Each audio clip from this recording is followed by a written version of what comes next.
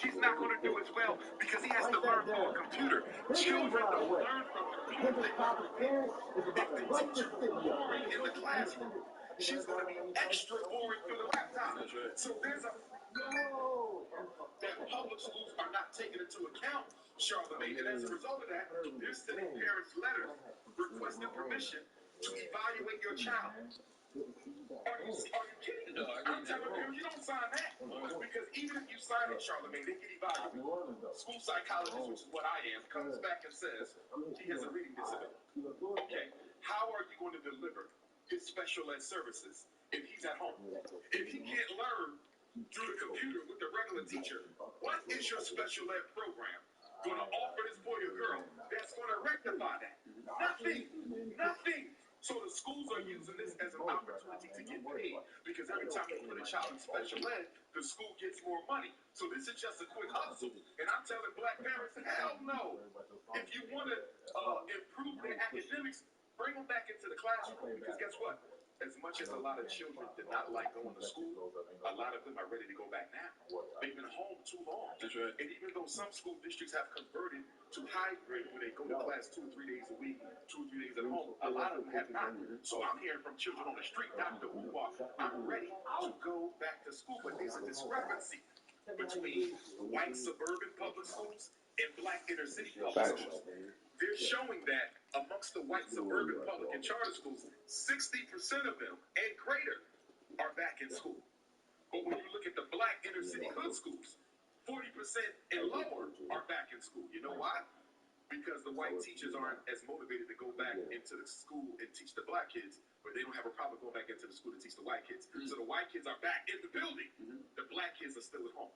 It's racism.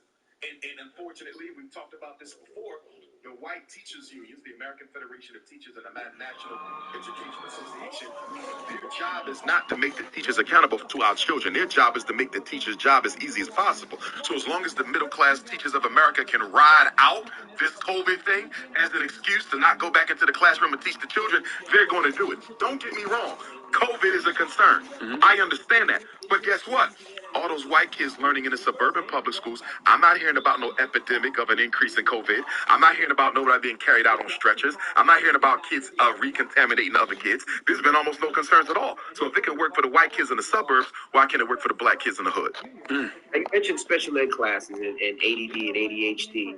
Do you believe those things exist, or do you think it's just a way for teachers to be lazy and there's ways for school to make more money? I'm glad you asked that question. I'm going to ask that because as a child, at me being a kid, I don't ever remember hearing cases of ADHD and ADD. I don't remember hearing that. Even with like kids talking now about I'm depressed and I'm doing this. I didn't hear that as when I was a teen, but I'm hearing it more now. There's a couple reasons for that. Number one, you don't get ADD till 1980 in the first place. So they dropped off ADD in 1980, and then they revised it and added hyperactivity in 1987. You see, so, it just started coming upon us around that time.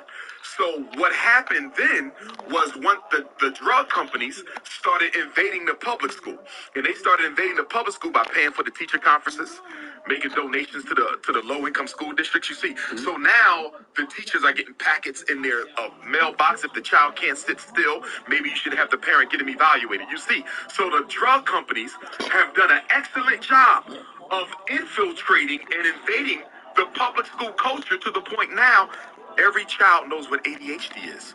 Every teacher thinks they can diagnose it. Every parent knows what conduct disorder is.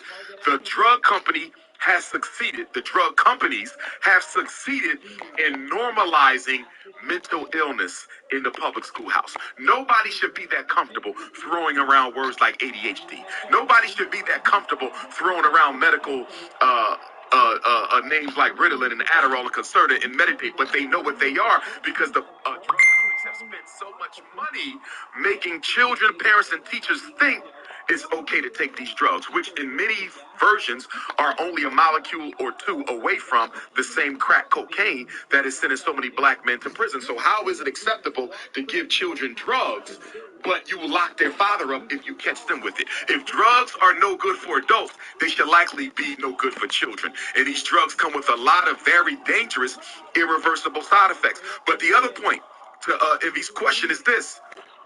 Most of our kids who are classified with specific learning disabilities, right? That's one category.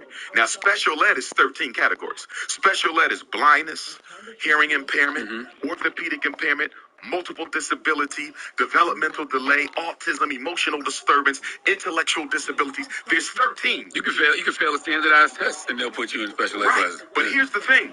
Of the 13 disabilities, 4 of them are the Jim Crow of special ed. Talk to me. The learning disability, intellectual disability, emotional disturbance, and other health impairment for ADHD. Most black kids in special ed are in there for that. They're not in there for speech. They're not in there for blindness. They're not in there for hearing problems, orthopedic issues. No. Learning, emotion, intelligence, and behavior. You see, the problem with those 4, Charlemagne and Envy, is they are the most subjective of all 13. In other words, if a child got a speech problem, you can tell. If a child is blind, you can tell. If a child is deaf, you can tell. If a child is emotionally disturbed, are you sure? Or does he just have a relationship problem with one teacher?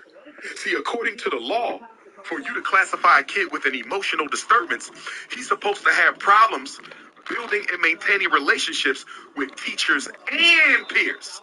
Teachers with an S, peers with an S. But guess what they do? If a black boy can't get along with one white teacher, they'll say he's emotionally disturbed.